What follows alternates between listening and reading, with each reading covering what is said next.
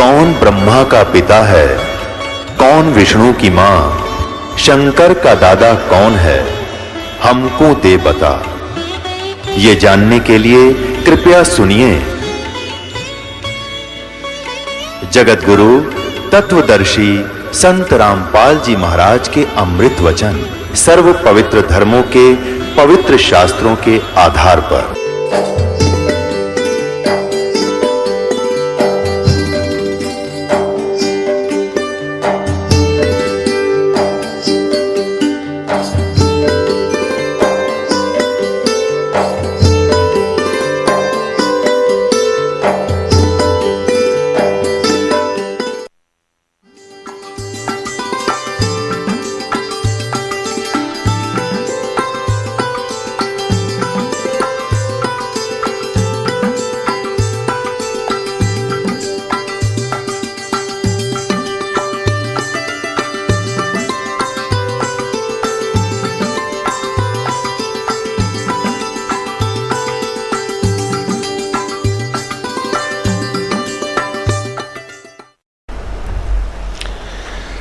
फिर क्या बताते हैं, इंद्र कुबेर ईश की पदवी ब्रह्मांड ध्रुमराया, विष्णुनाथ के लोक को जाकर फिर भी उल्टा आया।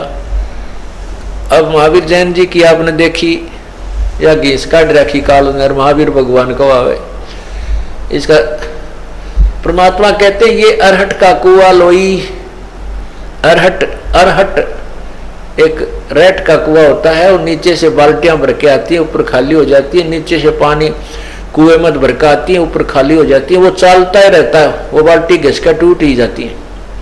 तो परमात्मा कहते हैं जो साधनाएं तुम करते रहे और कर रहे हो इस तत्व ज्ञान के अतिरिक्त, वो ये रहट का कुआं लोई, यहाँ से पुण्य कमाए भरी बाल्टी और ऊपर स्वर्ग में या की तरह बन के खत्म करके और फिर खाली हाथ वापस फिर कुएं में उल्टे फिर आगे मृतलोक के कुएं में। ये अरहट का कुआ लोई आगल बंधा है सब कोई, कीड़ी कुंजरे और अवतारा हर हट डोर बंधे कई बारा। ये चतुर्भुजी भगवान कहावे हर हट डोर बंधे सब आवे। ये बंदी छोड़ कहते ये चतुर्भुजी भगवान ब्रह्मा विष्णु महेश जैसे ये भगवान कहावे, जैसे महावीर जैन भी भगवान कहावा था और 60 करोड़ बार गधा, 30 करोड़ बार कुत्ता और 20 करोड़ बार बिल्ली और फिर भी महावीर भगवान। कहते ये चतुर्भुजी भगवान कमावे ये हर हट डोर बंधे सब आवे। कोटिक करता फिरता देखा हर हट डोर कहूं सुन लेखा। कहते करोड़ों ये करता कर तो भगवान कमावे थे, कहते करोड़ों ये धक्के खाते देखे हमने, इनका मोक्ष नहीं है। अपनात्मा ये ज्ञान इतना कंडम कर दिया इन नकली संतों ने, ऋषियों ने, इन बुद्धुओं ने बैठा दिया। आपको दिखाता हूं अपने ही सदग्रंथों में, अपने ही सदग्रंथों में दिखाता हूं। शिव महापुराण में ब्रह्मा विष्णु में इसकी स्थिति थी, क्योंकि ये लालटेन दिखाए बिना कोई टक्कर मार दे दुख पावे, तो झूठ बोलता है ये संत। नहीं, झूठ नहीं बोलते हम बिल्कुल भी। ये देखिएगा शिव महापुराण,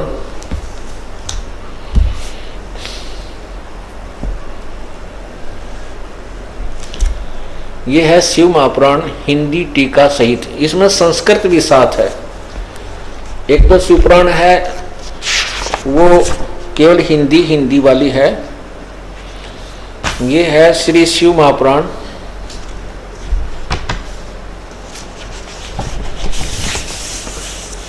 और ये देखना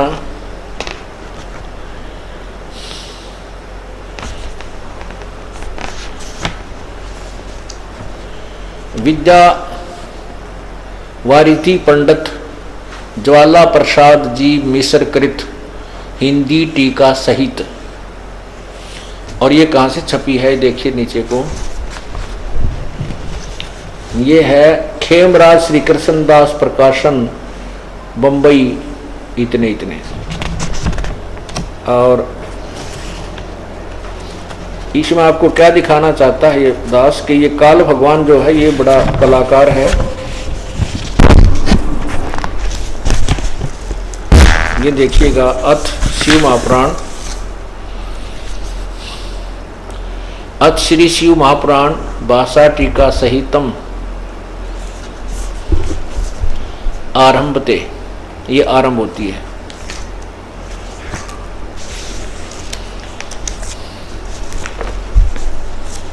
ये देखिए इसमें क्या लिखा है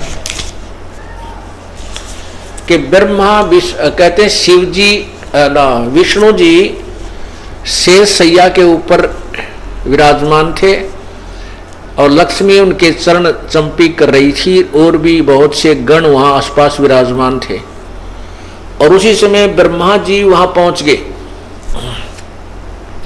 ब्रह्मा जी ने जाकर कहा कि ए विष्णु मेरे बेटा खड़ा हो, मैं तेरा बाप आया हूं। विष्णु कहता है मैं तेरा बाप, तू मेरा बेटा है, तू कैसे बोलता है नालायक, मेरे से तेरा जन्म हुआ है, तो मेरी नाभि से उत्पन्न हुआ। तो ये हमारे इन भगवानों की ऐसी स्थिति है कि हम इनको भगवान मान बैठे। क्योंकि कारण क्या था कि जैसे ये ब्रह्मा किस विष्णु की नाभि में था, ये ज्योति निरंजन काल ने ही अपनी लीला की थी। और ये जो साधना करते हैं ब्रह्म की, वो ब्रह्म ने कसम खाई है कि मैं अपने वास्तविक रूप काल रूप में किसी को दर्शन नहीं दूंगा। तो वो क्या करता है, उन ऋषियों को या तो शिव रूप में या विष्णु रूप में या ब्रह्मा रूप में दर्शन दे देता है। तो साधक जो समाधिस्थ होकर के अंदर देखते हैं तो विष्णु रूप देख करके वो कहता है भगवान विष्णु ही, ये विष्णु जो त्रिलोकीय विष्णु जो उनके आम साथ रहते हैं उन्हीं को कहते हैं यही भगवान है, ये तो हमें बहका रहे हैं। तो इस प्रकार कोई विष्णु जी के शिव जी के रूप में किसी को दर्शन दे देता है काल, तो वो शिव जी को भगवान मान बैठता है, उसी का डंडोरा पीटता रहता है। तो इस कारण से ये ब्रह्मा विष्णु महेश अपनी औकात से ज्यादा अपनी महिमा मान बैठते हैं। और वो पोली भी खोल ली है शिव महापुराण ने, आप देखना, ये देखिएगा, ये है, ये कहां से शुरू होता है,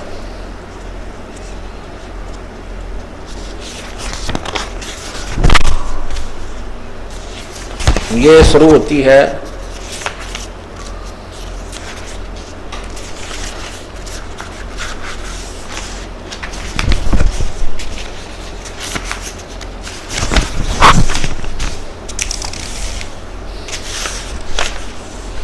श्री शिव महापुराण भाषा टीका सहितम महात्म प्रारंभते, यहां से इनका ये शुरुआत होती है। और इसमें ये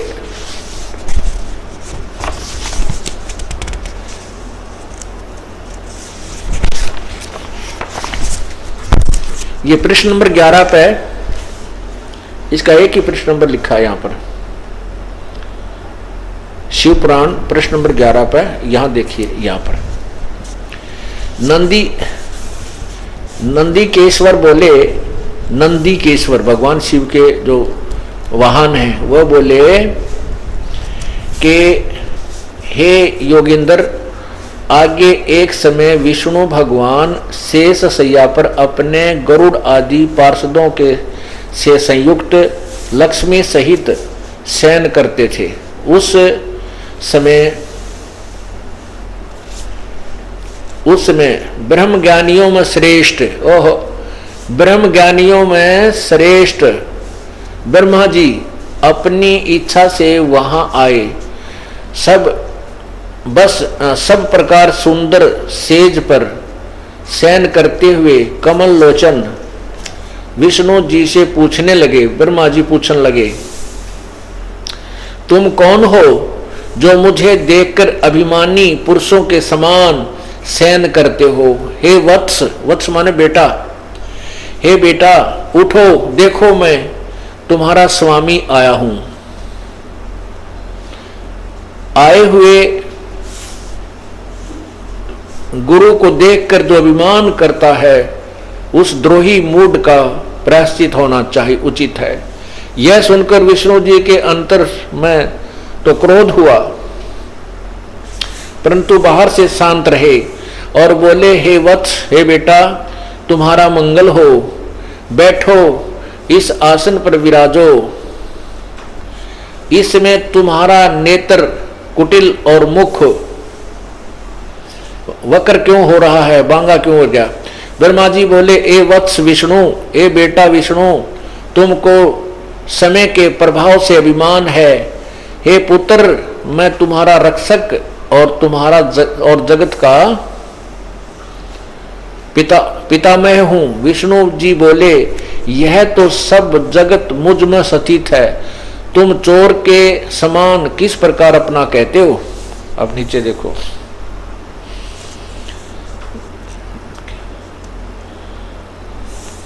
कहते हो तुम मेरी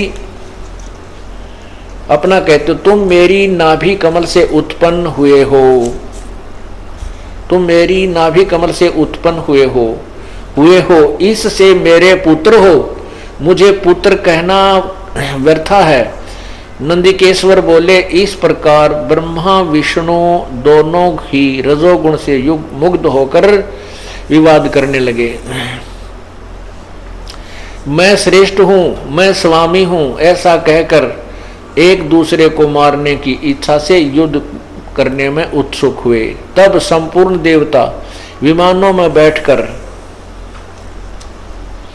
उस महाअद्भुत युद्ध देखने को चले आए और आकाश में उनके ऊपर फूल बरसाने लगे।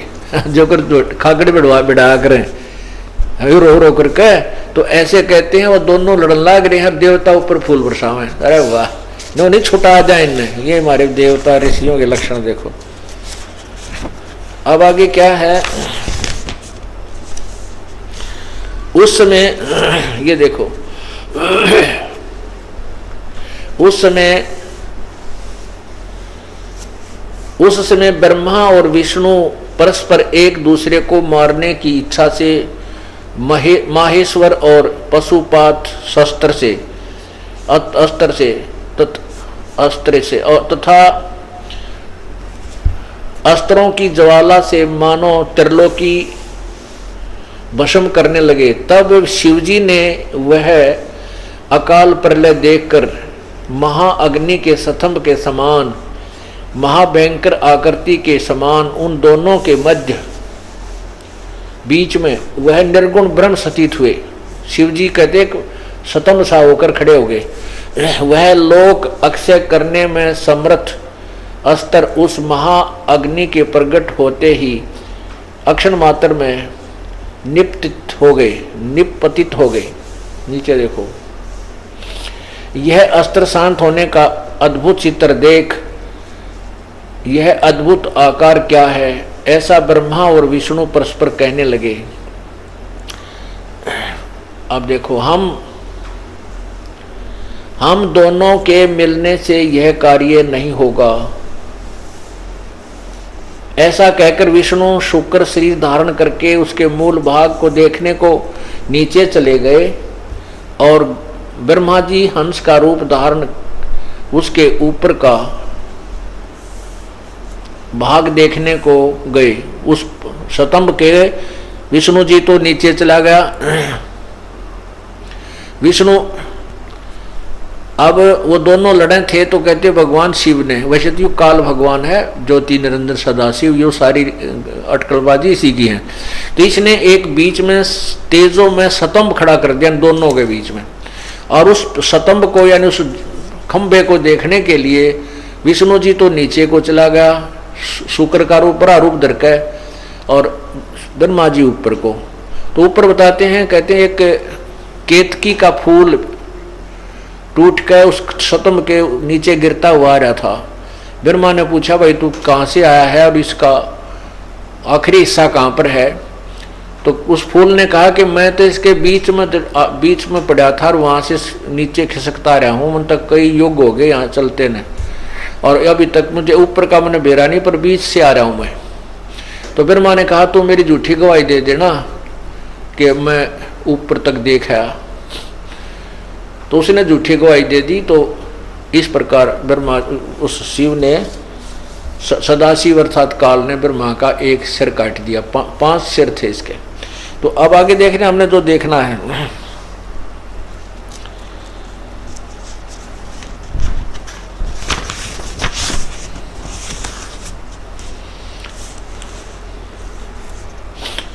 यहां देखिएगा,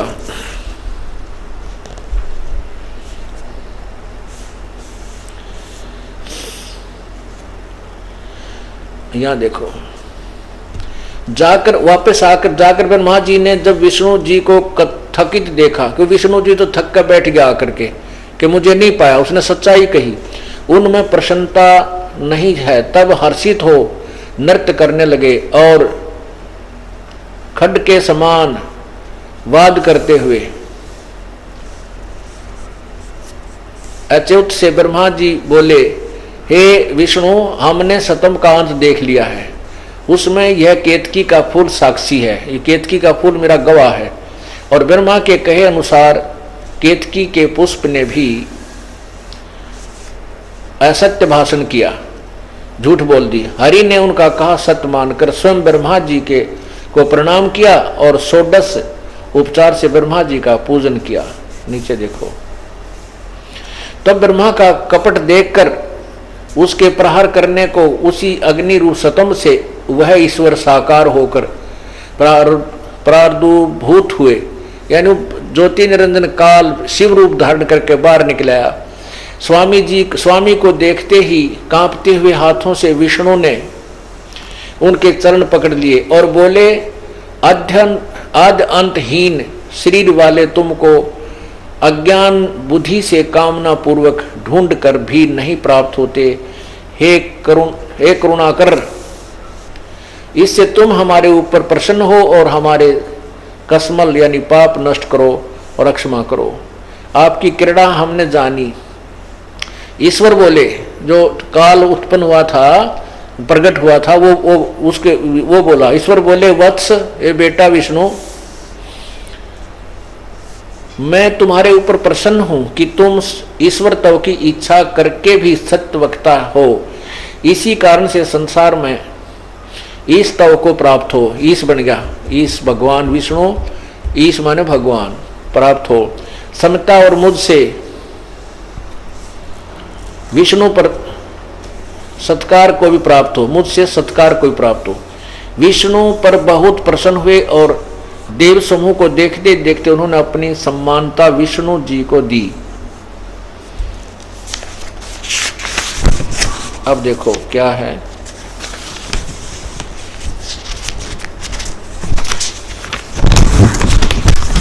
यहां देखना,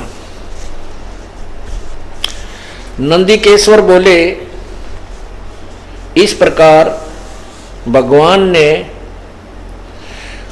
उन नम्र हुए ब्रह्मा और विष्णु पर अनुग्रह कृपा करके उनको युद्ध में जो परस्पर उसकी सेना मारी गई थी, उस सब को अपनी शक्ति से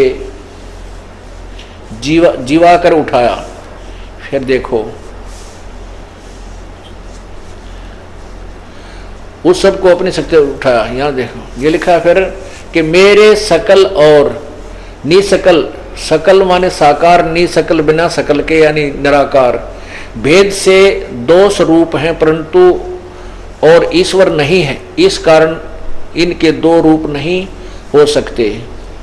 पहला सतम रूप और पीछे मूर्तिमान रूप धारण किया। इसमें ब्रह्म रूप निसकल, ब्रह्म रूप निसकल है, यो कह है फल नहीं, और ईश रूप सगुण, जहे सकल, सकल माने साकार, निसकल जिस जो साकार ना हो। यो काल अपनी लीला बता रहा है। मेरे ये दोनों रूप सिद्ध हैं, दूसरे किसी के नहीं हो सकते। इस कारण तुम दोनों को अथवा दूसरों को ईश्वर तव की प्राप्ति नहीं हो सकती। ब्रह्मा विष्णु महेश को कहते हैं, ब्रह्मा और विष्णु को कह रहा है युकाल भगवान कि तुम भगवान ईश्वर तव की प्राप्ति नहीं कर सकते। तुमने जो अज्ञान से अपने को ईश मान लिया, भगवान माना है, पुण्यात्मा ये जो सारी शिवपुराण वगैरह और ये कथा जो आपको सुना रहा है दास, इसका अब निष्कर्ष दे रही है शिवपुराण। वो काल भगवान कहता है, शिव रूप में प्रकट होकर कहता है कि तुमने जो अपने आप को भगवान मान लिया, तुम भगवान नहीं हो। ये अपनी ये मिसअंडरस्टैंडिंग है तुम्हारा, ब्रह्मा और विष्णु को कह रहा है।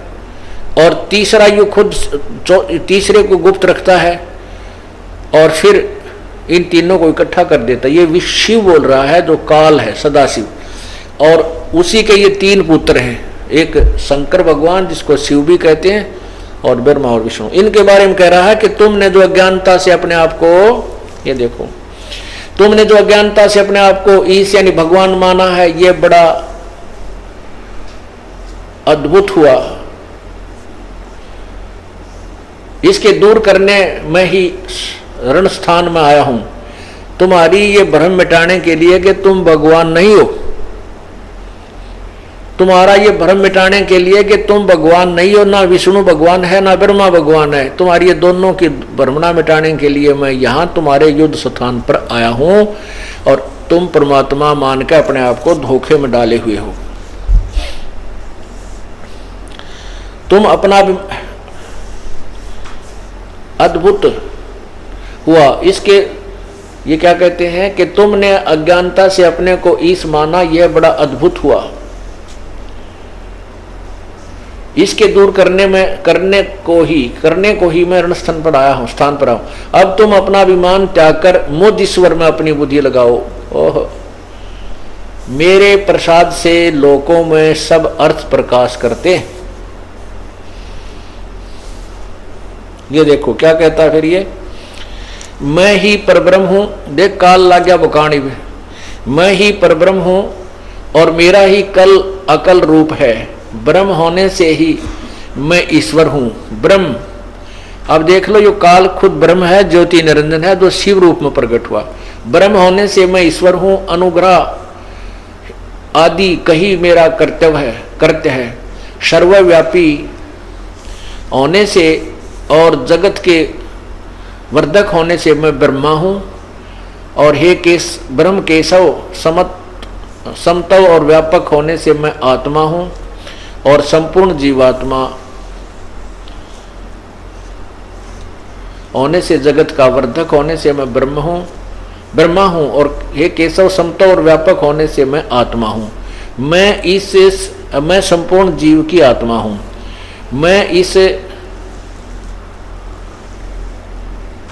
मैं इस सब का ईश हूं।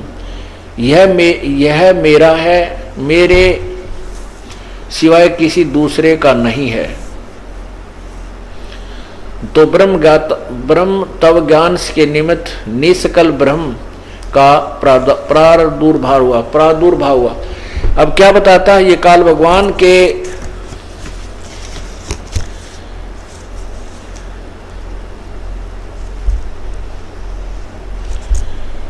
मैं ही ब्रह्म हूं, मैं ही परब्रह्म हूं। और प्रथम तो ब्रह्म तव का ज्ञान से निमित्त निष्कल ब्रह्म का प्रादुर्भाव हुआ। अब ये उल्टी सुल्टी कथा पढ़ा रहा है जो ये काल भगवान के निष्कल ब्रह्म यानी निराकार ब्रह्म का जन्म हुआ। प्रादुर्भाव माने जन्म हुआ, अर्थात ये क्या करता है, काल ने कसम खाई है कि मैं कभी भी किसी के सामने अपने यथार्थ रूप में नहीं आऊंगा जो इसका काल रूप है। और ये क्या करता है, ब्रह्मा रूप में, विष्णु रूप में, शिव रूप में प्रकट हो जाता है। लोग ये समझ बैठते हैं ऋषिजन कि यही ब्रह्मा विष्णु महेश ही भगवान है। ये ऐसे ये ज्ञान का जो है चक्कर उल्ट चल गया।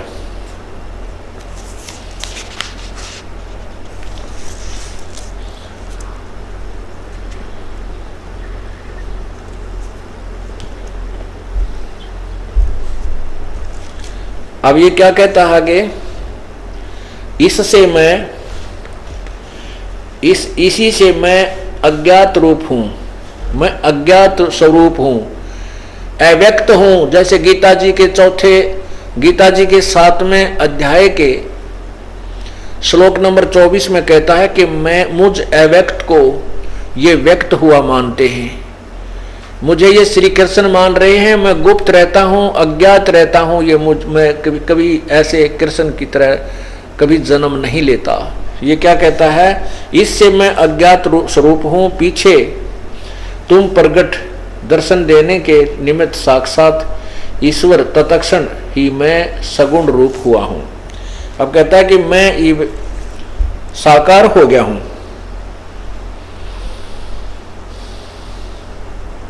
अब क्या कहता है, देख कमाल कर दिया, हे पुत्रो यह कृत्य आपने तप से प्राप्त किया है। ओहे, ब्रह्मा विष्णु महेश से पहले ये तप कराता है।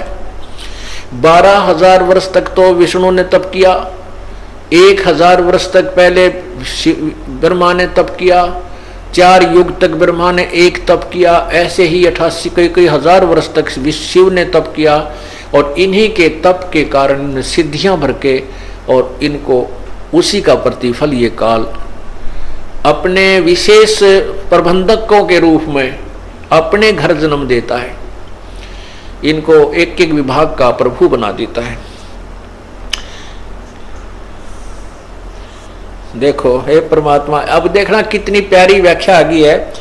हे पुत्रो, वो काल बोल रहा है, हे पुत्रो यह कृत आपने तप से प्राप्त किया है, जो कि सृष्टि की उत्पत्ति और पालन कहता है, सो मैंने प्रसन्न होकर तुम्हें दिया है। इसी प्रकार से दूसरों को कृत्य रुद्र और महेश को प्रदान किए। इससे सिद्ध हो गया। अब देखो, अब क्या बताना चाहता था ये दास कि ये बोलने वाला जो ब्रह्म है, ये ज्योति निरंजन है, ये शिव का रूप धारण करके ब्रह्मा और विष्णु के सामने खड़ा हो गया। ये कहता है कि मैंने तुमको प्रसन्न होकर के, खुश होकर के तुम्हें ब्रह्मा विष्णु रुद्र और महेश को, इसको रुद्र कहो चाहे महेश कहो चाहे शंकर कहो, इसको भी मैंने ही ये विभाग दिए हैं। ये देखो, इस प्रकार हे पुत्रो, देखो हे पुत्रो यह कृत्य जो आपने तप से प्राप्त किया है, जो कि सृष्टि की उत्पत्ति और पालन कहता, सो मैंने प्रसन्न होकर तुम्हें दिया है। इसी प्रकार रुद्र को कृत्य, इसी प्रकार दूसरे को कृत्य रुद्र और महेश को प्रदान किए।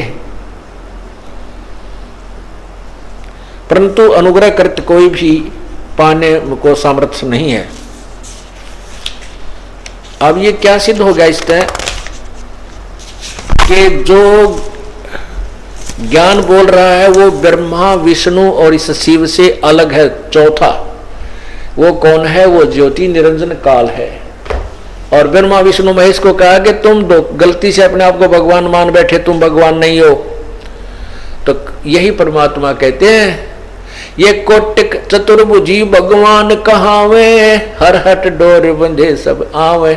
ये कोटिक करता फिरता देखा, हर हट डोर कहूं सुन लेखा।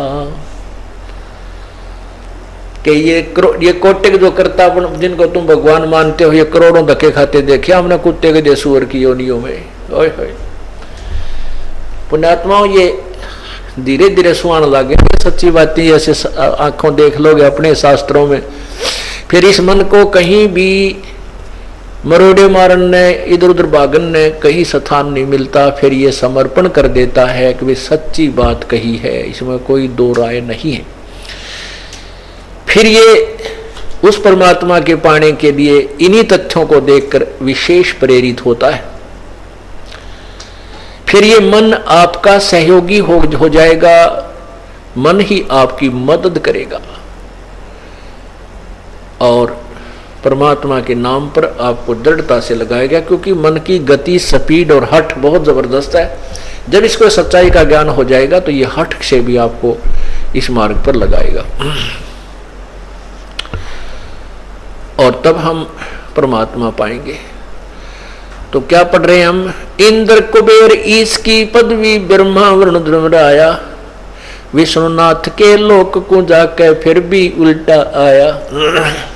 ये ब्रह्मा विष्णु महेश भी भगवान नहीं है, और ये भी जन्म मृत्यु के अंदर आते हैं, ये स्पष्ट हुआ। क्योंकि 7 ब्रह्मा की मृत्यु के उपरांत एक शिव की मृत्यु होती है ना, विष्णु की मृत्यु होती है, और 7 विष्णु की मृत्यु के उपरांत एक शिव की मृत्यु होती है। ऐसे 70,000 जब ये त्रिलोकीय शिव मर जाते हैं तब इस सदा शिव की मृत्यु होती है।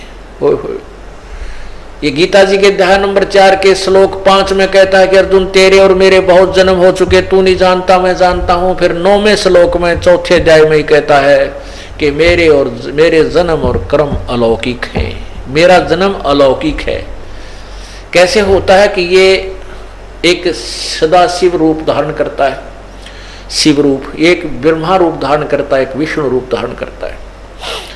तो जो इसका भी वहां पर शिव रूप है वो 70,000 त्रिलोकीय शिव मर जाते हैं, तब इसका एक शरीर सदा शिव वाला छूट जाता, ये अपना ये शरीर त्याग देता है। ये एक सिद्धि आ जाती है, जब चाहे शरीर को त्याग सकता है और फिर अपनी सबद शक्ति से ये दोबारा शरीर ग्रहण कर लेता है।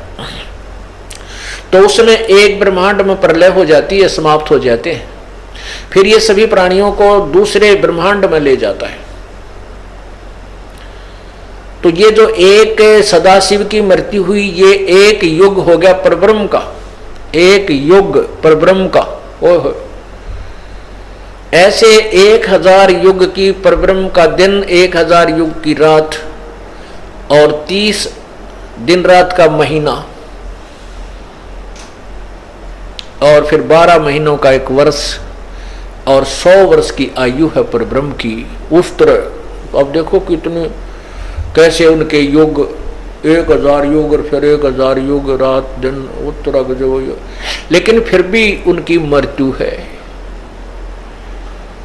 लेकिन पूर्ण परमात्मा सतपुरुष वो सदा रहने वाले हैं। गीता जी के अध्याय नंबर 7 के श्लोक 18 से लेकर 22 तक स्पष्ट किया है कि ये सारा संसार परब्रह्म के 1000 युग का दिन और 1000 युग की रात होती है। चतुर्युग नहीं है उसमें, वो परब्रह्म के बारे में है, नोट ब्रह्मा के बारे में। अनुवादकर्ताओं ने गलती से उसको ब्रह्मा का एक दिन चतुर्युग लिख दिया, जबकि मूल संस्कृत में चतुर्युग नहीं है, केवल युग है। 1000 युग, 1000 युग आपको बताया कैसे होते हैं कि 7 ब्रह्मा मर जाते हैं जब एक विष्णु मरता है, 7 विष्णु मर जाते हैं तब एक शिव मरता है, और 70,000 जब शिव मर जाते हैं तब एक ये काल अपना शरीर छोड़ता है, ये सदा शिव मरता है। तो वो एक युग है परब्रह्म का। और वो फिर ऐसे 1000 युग का परब्रह्म का दिन, इतनी ही रात्रि, फिर 30 दिन का महीना, दिन रात का महीना, फिर 12 महीनों का एक वर्ष, 100 वर्ष की आयु उस परब्रह्म की है, अक्षर पुरुष की है।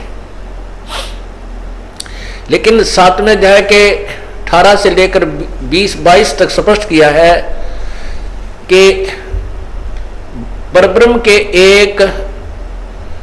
1000 युग में जब उसका दिन समाप्त होता है, रात्रि प्रारंभ होती है, तो सभी प्राणी यानी काल के 21 ब्रह्मांडों का विनाश हो जाता है और ये सभी प्राणी परब्रह्म के लोक में रख दिए जाते हैं। और फिर 1000 वर्ष की रात्रि बीत जाने के बाद फिर ब्रह्मा उस परब्रह्म का फिर दिन शुरू होता है। ऐसे ही यहाँ प्रारंभ फिर सृष्टि काल के 21 ब्रह्मांडों में सृष्टि रचना प्रारंभ हो जाती है। और एक ब्रह्मांड में जो स्थिति है वो केवल ब्रह्मा के 1008 चतुर्युग से वो चतुर्युग है, और 1008 चतुर्युग है। 72 चौकड़ी युग होता है और 14 उसमें इंद्र चले जाते हैं एक ब्रह्मा के एक दिन में। तो 72 गुणा में 14 1008 बनते हैं। इसको कॉमनली हम 1000 युग मान ले, चतुर्युग मानते हैं। चतुर्युग है, ब्रह्मा का दिन चतुर्युग का है और परब्रह्म का दिन केवल 1000 युग का है। पुण्यात्मा, आजकल ऐसी बात नहीं है, बड़े इंटेलिजेंट बच्चे हैं, समझदार हैं, बड़े बड़े छोटे छोटे बच्चे भी पता नहीं कितने सब्जेक्ट घोट रखे हैं। और ये दास आपको ऐसा रटा देगा, इनको उंगलियां पे याद हो जाएंगी तुम्हारे कुछ दिनों में। क्योंकि कोई भी चीज है करत करत अभ्यास के जड़त मती होत सजान, रसरी आवत जाते शिल्प प्रत निशान। तो इस तरह आपको ज्ञान सुना दिया जाएगा कि आप बिल्कुल परफेक्ट हो जाओगे। और ज्ञान के बाद फिर समाधान करना बहुत आवश्यक है। ज्ञान से बात नहीं बनेगी। ज्ञान तो दिशा देता है, कर्तव्य किए बिना फिर आप फेल हो जाओगे, व्यर्थ हो जाएगा, आपका जीवन नष्ट हो जाएगा। ज्ञान भी हो गया और काम किया को नहीं तो ज्ञान व्यर्थ है। इसलिए कहते हैं समझा है तो सिर दर पाँव और नहीं रे ऐसा दाओ, ये बातें कहने सुन की नहीं, ये कर पाड़ने की है। तो 7वें अध्याय के में लिखा है कि परब्रह्म के दिन काल में ये बाहर पुनर्प्रगट होते हैं उस परब्रह्म से, और रात्रि काल में फिर वो प्रवेश उसी में लीन हो जाते हैं। लेकिन उस अव्यक्त से भी परे जो दूसरा अव्यक्त अविनाशी भाव है, वो परम देव परमेश्वर तो को कभी भी नष्ट नहीं होता। अब आपको अमृत ज्ञान पवित्र गीता जी का दिखाते हैं। पुण्यात्माओं, ये सौभाग्य है आपका कि आपको ये ज्ञान सुनने को मिल रहा है और ये पवित्र सदग्रंथों को समझने का सुअवसर आपको प्राप्त हो रहा है। नहीं तो गीता जी पढ़ते हमने 5500 वर्ष हो गए। गीता जी क्या बताना चाहती है, ये रहस्य अभी तक कोई नहीं क्लियर कर सका, और परमात्मा ने 600 साल पहले कर दिया था। उनकी बात हमने मानी नहीं। और अब देखना 7वें अध्याय का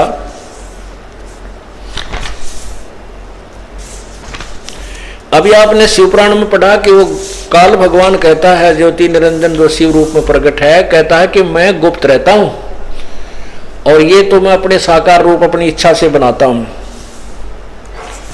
इसी प्रकार ये लिखा है कि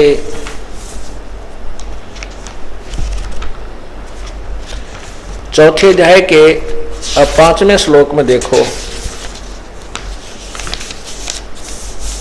ये देखिएगा पवित्र गीता जी, ये देखिएगा पवित्र गीता जी,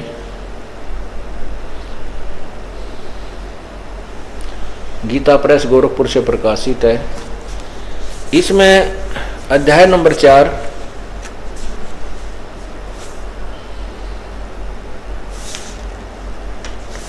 और इसका श्लोक नंबर ये 5 है। इसका अनुवाद यहाँ पर है। हे परंतम अर्जुन, मेरे और तेरे बहुत से जन्म हो चुके हैं, उन सबको तू नहीं जानता, मैं जानता हूं। और ये देखो 9वां श्लोक में क्या कहा है, हे अर्जुन, मेरे जन्म और कर्म दिव्य अर्थात निर्मल अर्थात और अलौकिक हैं। मेरे जन्म, इस प्रकार जो मनुष्य तत्व से जान लेता है वह शरीर को त्याग कर फिर जन्म को प्राप्त नहीं होता, किंतु मुझे ही प्राप्त होता है। अब कहने का भाव ये है कि इसे सिद्ध हो गया कि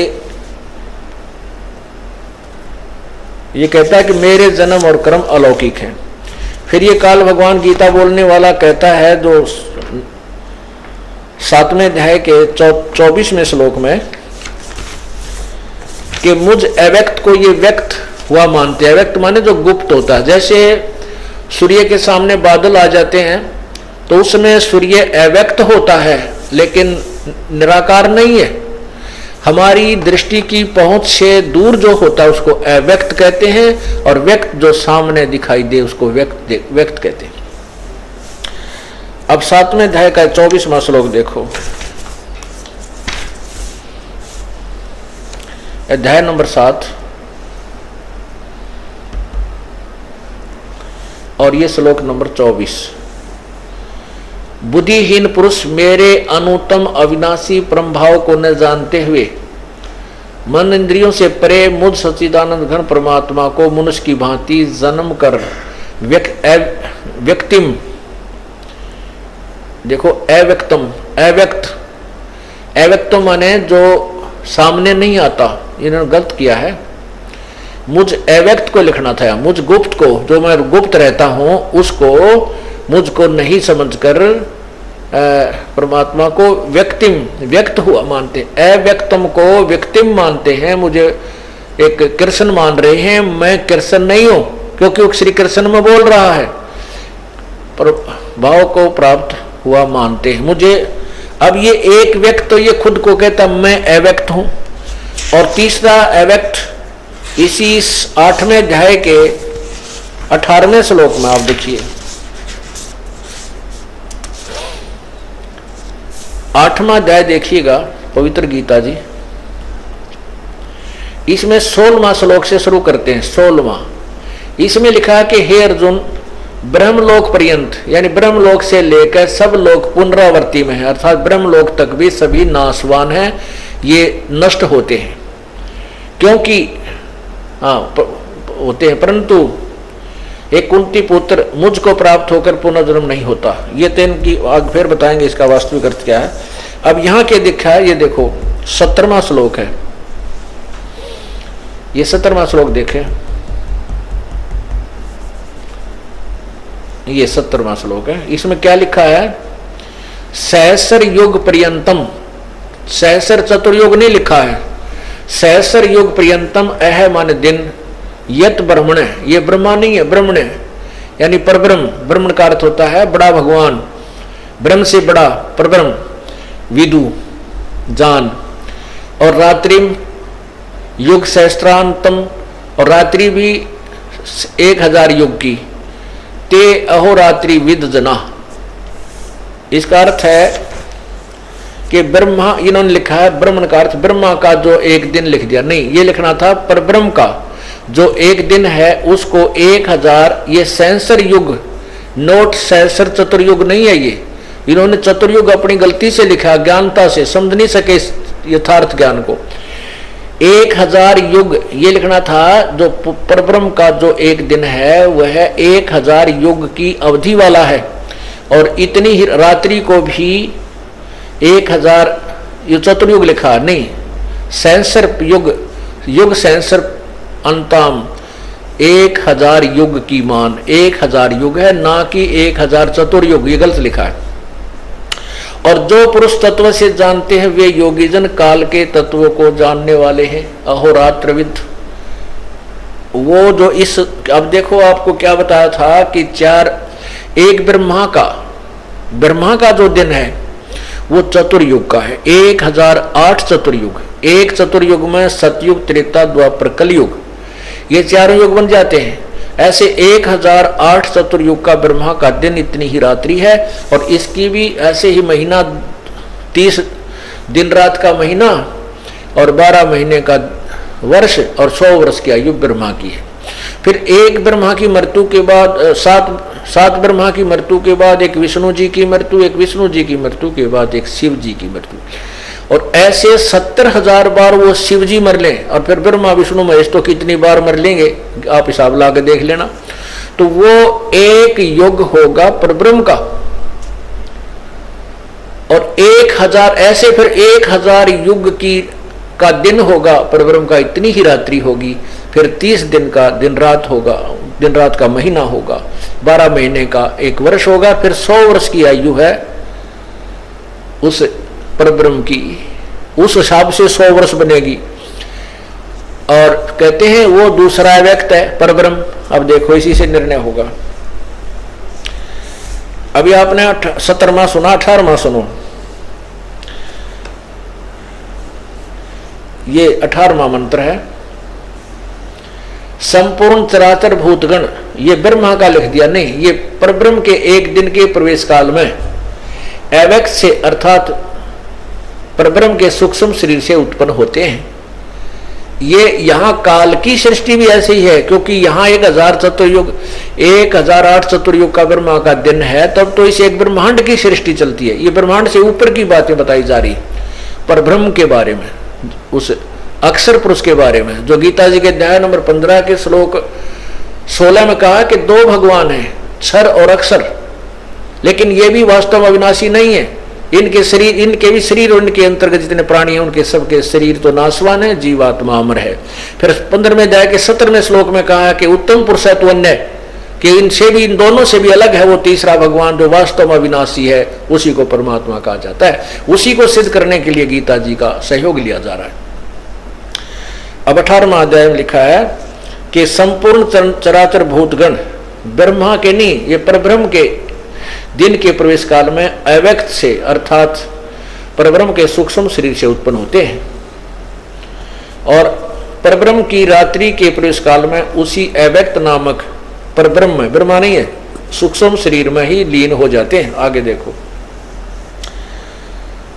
ये 19 में कहा है कि हे पार्थ, वही यह भूत समुदाय उत्पन्न होकर प्रकृति के वश हुआ, रात्रि के प्रवेश काल में लीन होता, दिन के प्रवेश काल में उत्पन्न होता। अब 20 में, परंतु उस अव्यक्त से अति परे दूसरा दो विलक्षण और सनातन अव्यक्त भाव है, वह परम देव पुरुष सब भूतों के नष्ट होने पर भी नष्ट नहीं होता।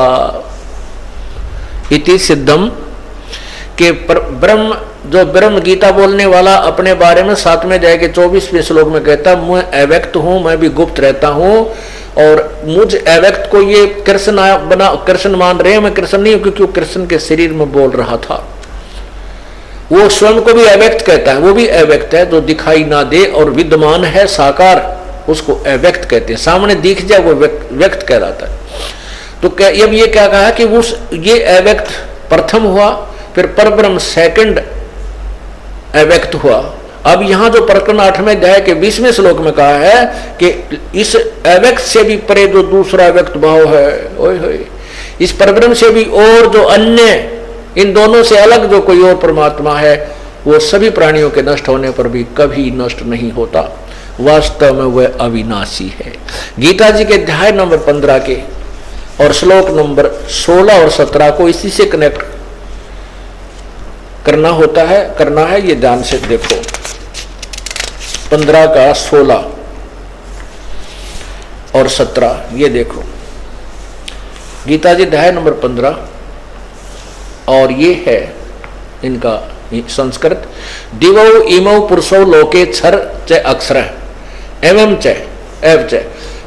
दिवौ माने दो, इमौ माने इस, लोके माने संसार में, इस पृथ्वी वाले मिट्टी वाले लोक में, पर ब्रह्म और ब्रह्म के जो लोक हैं ये मिट्टी वाले लोक हैं।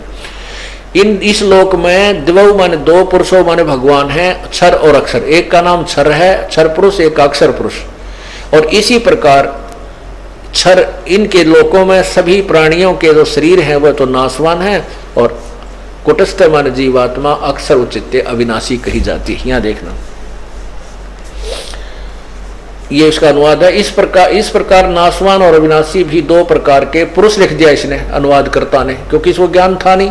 या दो प्रकार के भगवान बोलो, ये देखो, दो प्रकार के पुरुष माने परमात्मा है, भगवान है, और संपूर्ण प्राणियों के शरीर नाशवान और जीवात्मा अविनाशी। फिर 17वें में स्पष्ट किया है कि उत्तम पुरुष है तू अन्य है, उत्तम पुरुष है, पुरुषोत्तम, वास्तव में श्रेष्ठ भगवान, अविनाशी, सारे गुणों से युक्त, वो तो कोई अन्य है।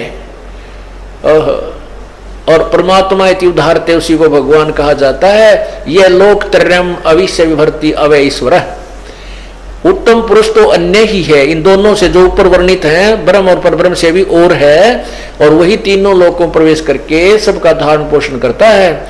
अविनाशी परमेश्वर परमात्मा इस प्रकार कहा गया है। कितनी प्यारी व्याख्या है गीता जी में, कितना स्पष्ट किया है। और इन अज्ञानी लोगों ने हमारे तक नहीं आने दिया इस वास्तविकता को, क्योंकि उनको स्वयं ज्ञान नहीं था।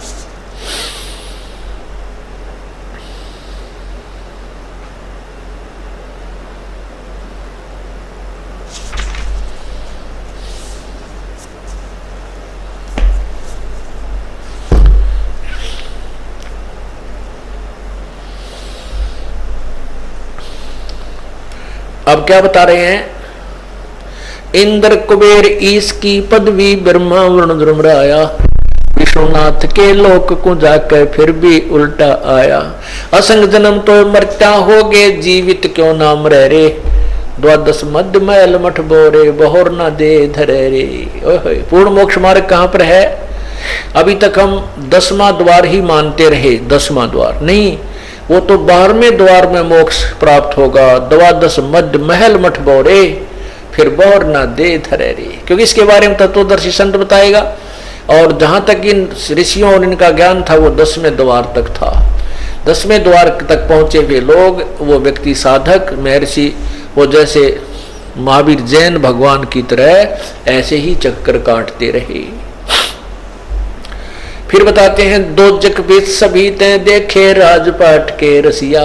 दोजक कहते हैं नरक को और बहिष्ठ कहते हैं स्वर्ग को, कि ये तूने सभी प्राप्त किए। जैसे महावीर जैन जी ने 80 लाख वर्ष तो देव पद प्राप्त किया स्वर्ग में, और फिर करोड़ 30 करोड़ बार गधा, 60 करोड़ बार गधा, 30 करोड़ बार कुत्ता, 20 करोड़ बार बिल्ली, 20 करोड़ बार हाथी, ये भगवान, और नपुंसक स्त्री और केले के वृक्ष, गर्भपात में मरण, ये कष्ट तो बिना गिनती के हो गए।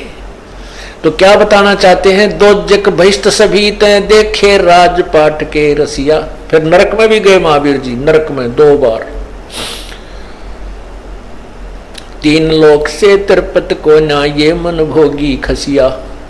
सतगुर मिले तो इच्छा मेटे, पद मिल पदे समाना। चल हंसा उस लोक पठाऊं जो आद अमर अस्थाना। संत मिले, वो सतगुरु मिले, तत्वदर्शी संत मिले तो यहाँ काल के लोक की इच्छा समाप्त करे। सतगुरु मिले तो इच्छा मेटे कि यहाँ की कोई भी वस्तु प्राप्य नहीं है, प्राप्त करने योग्य नहीं है। और ये वैसे स्वाभाविक जो परमात्मा ने हमें दी है, ये बहुत दे रखी है, घनी दे रखी है, लेकिन हम इसी में व्यवस्था बढ़ाते रहते हैं, ये और हो जा, ये और हो जा, ये और हो जा। कहते हैं ये तभी छूटेगी जब आपको तत्व ज्ञान हो जाएगा, संत मिलेगा।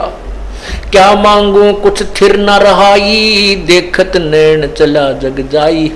1 लख पूत 1.25 लख नाती, उस रावण कै दीवान बाती। आवत संग ना जात संगाती, क्या होया दर बांधे हाथी। सतनाम गो निजमत ये ही।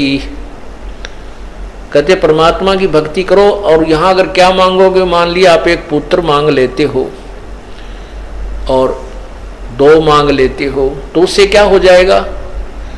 आज हमारे दादे परदादे 3रे 4थे 5वें 6ठे ने कौन याद करता, कभी याद आवा आपका, विचार करके देखना।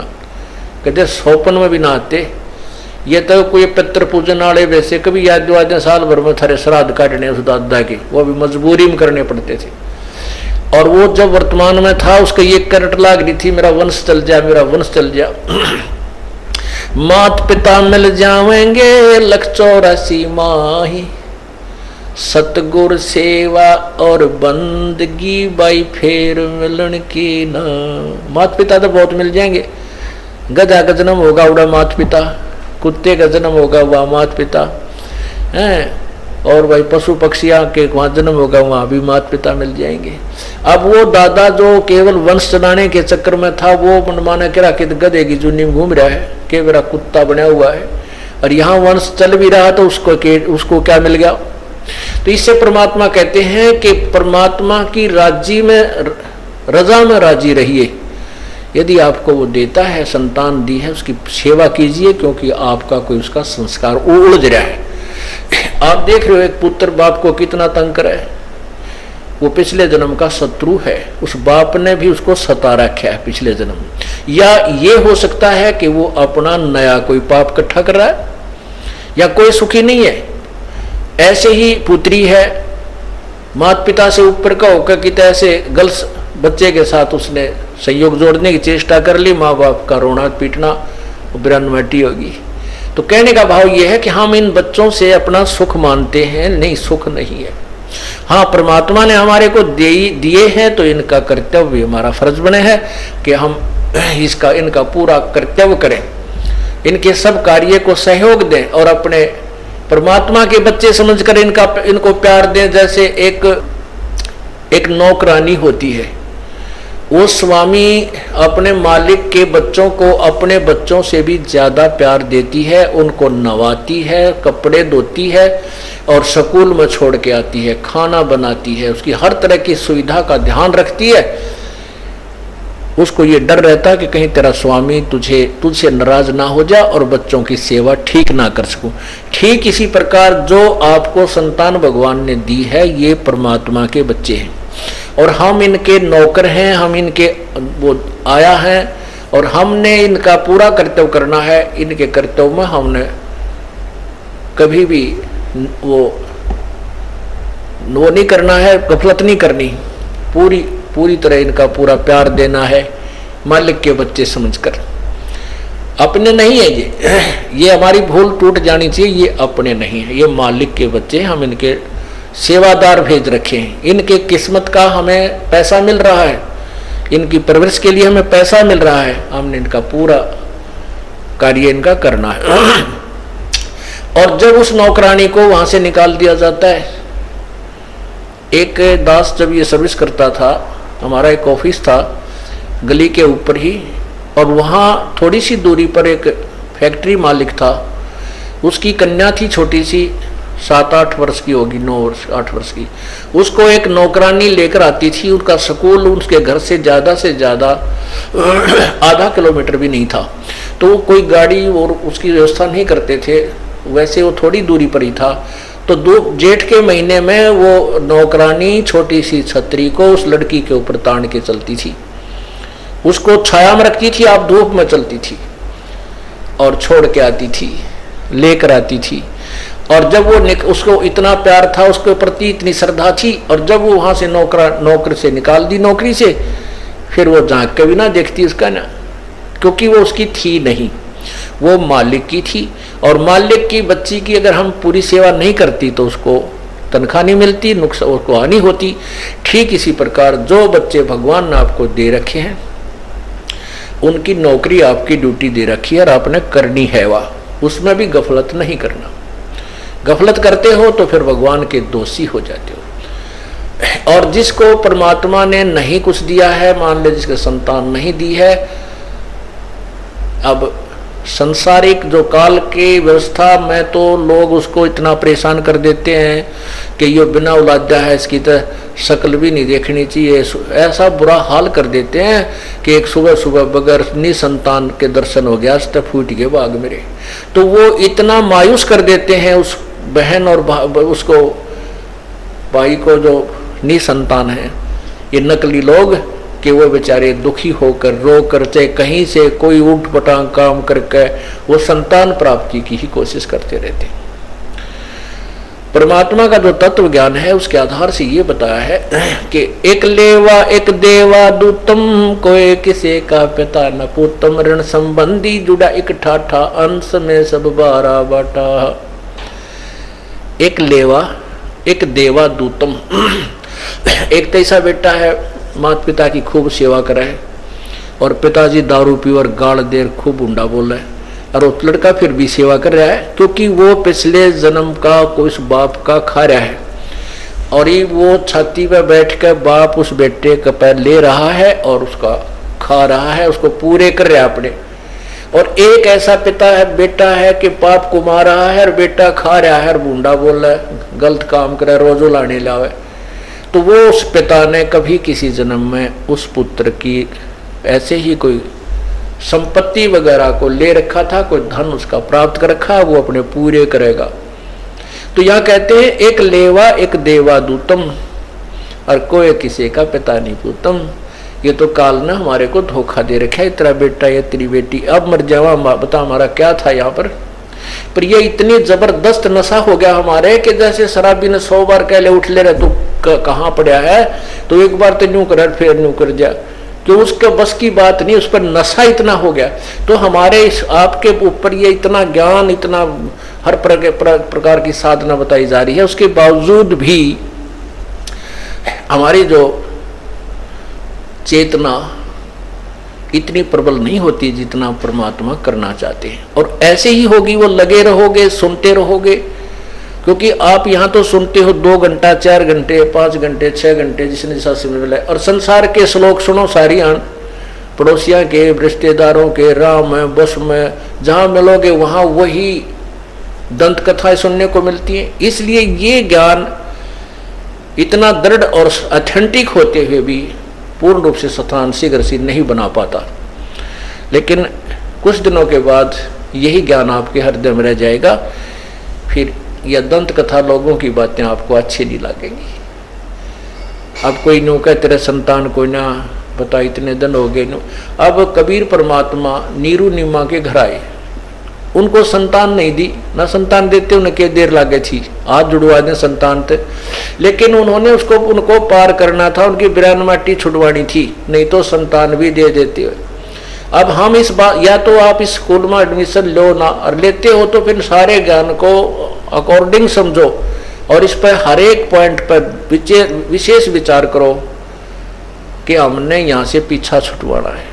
और यही बार बार कहते हैं, कोट जन्म तन भ्रमत हो गए, कुछ ना हाथ लगे, अरे कुकर सुकर खरबा बोरे कौआ हंस गए।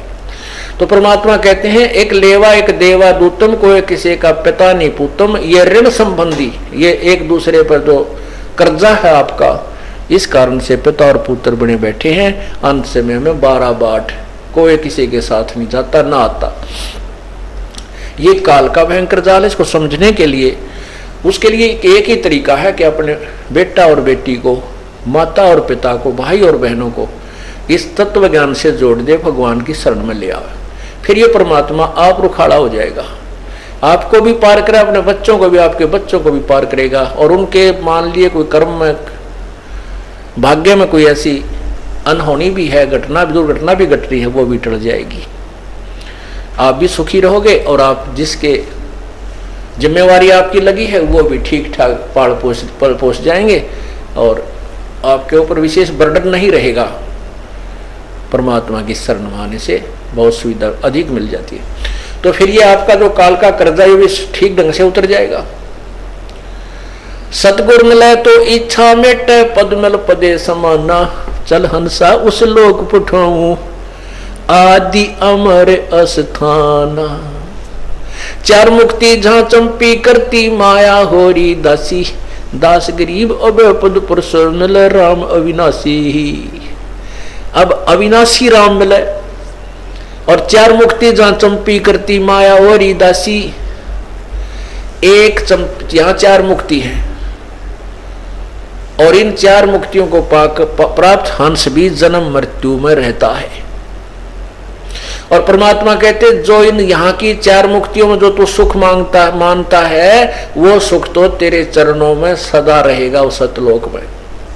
और यहाँ का ये मुक्ति, यहाँ की जो मुक्तियां हैं वो रहती नहीं, वो समाप्त होती हैं। 4 मुक्ति जहां चंपी करती, माया होरी दासी, दास गरीब अभय पद पर से, वो मिले राम अविनाशी। इन नासवान रामों से हम संपर्क बनाते रहे, ये भी मरते रहे, हम भी मरते रहे। अब गीता जी के 15वें अध्याय के 70वें श्लोक में कहा कि उत्तम पुरुष है तू अन्य परमात्मा इति उदारते। ये लोक तरह अविश्य विभर्ति अवैश्वर है, जो 3 लोकों में प्रवेश करके सबका धारण पोषण करता है, वो अविनाशी परमात्मा है। और वो क्षर और अक्षर, ब्रह्म और परब्रह्म से भी कोई और परमात्मा है। तो वही इसी के विषय में कहते हैं, 4 मुक्ति जहां चंपी करती सतलोक में, और या माया होरी दासी, और दास गरीब अभय पद पर से, वहां कभी मृत्यु नहीं, या मरण का डर सबसे ज्यादा, और वहां कभी मृत्यु नहीं होती। और वो मिले राम अविनाशी, वास्तविक अविनाशी परमात्मा की प्राप्ति होगी और हमारा सदा के लिए ये दीर्घ रोग कट जाएगा। सत साहिब।